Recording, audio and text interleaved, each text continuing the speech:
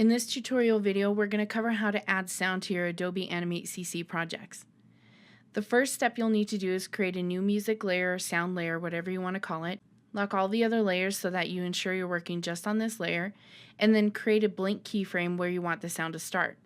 In the first frame of this animation, I don't want any sound to play because I have a go button that the user can click when they're ready to watch the animation. If they're not ready to watch it, they don't want to hear the music playing constantly in the background. So for this particular music layer, I'll add a blank keyframe on the second frame where my animation starts. So go to Insert, Timeline, Blank Keyframe. Now with that blank keyframe ready, I can add an audio file. So the first step is to import the sound. Go to File, Import, and choose Import to Library. It's best to work with MP3 files because they are smaller file sizes but still pretty good quality.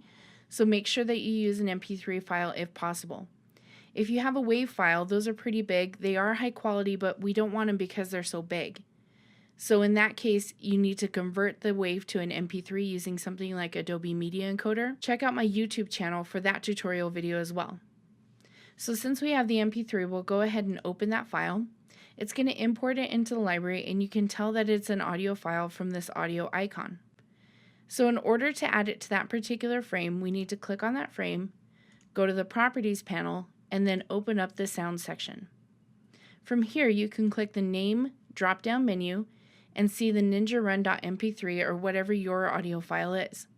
If you have more than one audio file, you'll see it here. If for some reason you don't see an audio file, there's something that was either corrupted in that file or for some reason it didn't import correctly, and try again. So I'll go ahead and apply the ninjarun.mp3, and you'll see that in that particular layer, starting at frame 2, now you can see this orange waveform that indicates audio is playing at this particular time in the main timeline. Now a couple other settings you should be aware of. For the sync settings, you can choose whether it's an event, start, stop, or stream. The two that I want to explain here is stream and event. If I click event and I scrub the playhead, I don't hear any of the audio happening.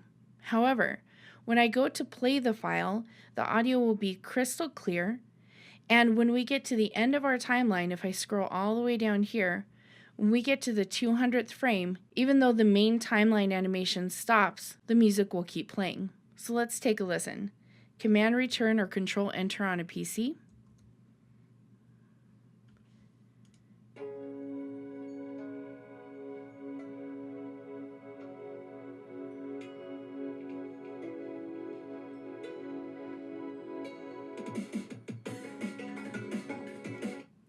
So that was good quality audio that even though we hit the end where we see all of the buttons and the zombie is gone, it still continued to play the audio. Now the flip side is you can actually change that event to stream. So we'll go ahead and go to the sync settings and choose stream. So let's test that out. When you hear the audio playing through the stream settings, it'll help you to try to compose the action of the animation with different parts of the sound. So if you need to actually hear real-time audio as you're crafting your animation, choose stream. The only drawback with stream is that when you do play it in the preview video, it's a lower quality because it has to constantly stream it. The other downfall is when you get to the end of the timeline, the audio will stop when the animation stops. Now if you need to edit this audio, you can always come up to the sound settings, go to Effect, and choose from one of these options.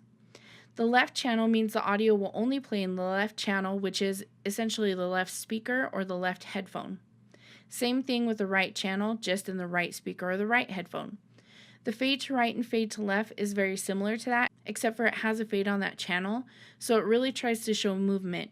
If you've ever heard a car kind of passing by, it's quiet when it's far away from you and it gets progressively louder as it gets toward you, and then as soon as it passes you, it starts getting quieter. So that's kind of the sound that you're trying to simulate with a fade to right and fade to left.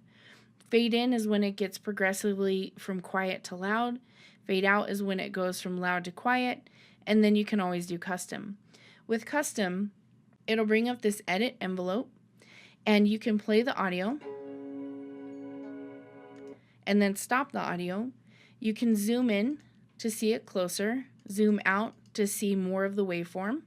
You can look at it through seconds or through frames. Personally, I like to look at it through frames just because that's going to coincide with the timeline here. But if you like to look at it in seconds, you can also look down here at the timeline to try and coordinate when you make those audio adjustments.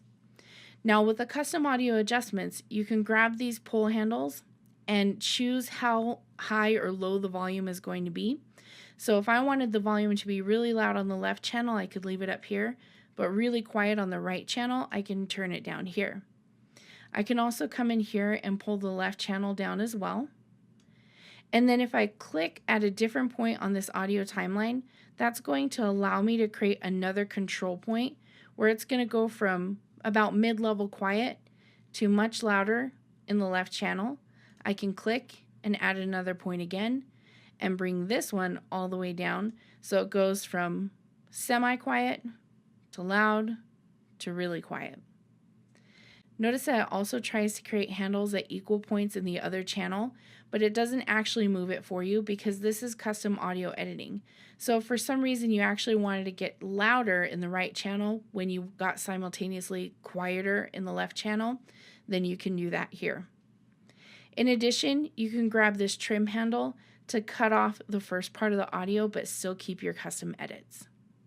When you're done, click OK, and then come back to the start of your audio or wherever those audio edits are, test it out and see if it worked.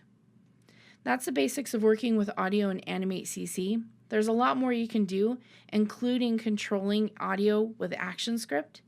One such example is here at this particular button. This particular button, if I unlock that layer, is just a mute button that I've created, has an instance name of music stop_btn. And if you go into code snippets, you can go into the Actionscript folder, audio and video, and choose whether to make this button kind of a toggle where it will click to play. And once it's playing, you can click it to stop it, and then you can click it to play it and keep going back and forth. Since this is at the end of the animation, I chose to click to stop all sounds. So let's see how that works. So before this button will work, I need to make sure that my audio is at event. So I'll switch it here. And then I will command return or control enter to preview the video. And once I click go, you should see it start playing the audio as soon as I click it. And then when we get to the end, when I click the mute button, you should hear it stop all the sound.